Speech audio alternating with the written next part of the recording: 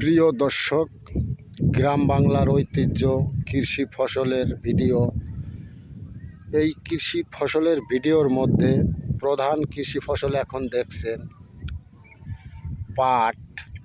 এই ফসলটি আমাদের এলাকায় এই পাট ফসলকে সোনালী আঁশ বলা হয়।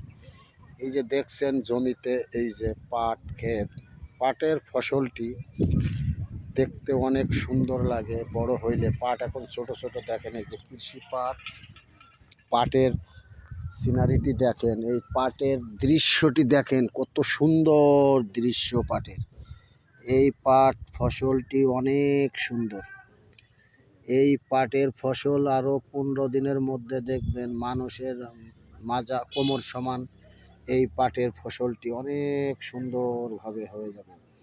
আর দ্বিতীয় কথা হলো যে এই পাট ফসল আমাদের প্রধান কৃষি ফসল। এই কৃষি ফসলটি অনেক সুন্দর হয় এবং এই পাট বিক্রয় করে আমরা বৈদেশিক মুদ্রা উপার্জন করি। পাটকে সোনালী আঁশ বলা হয়।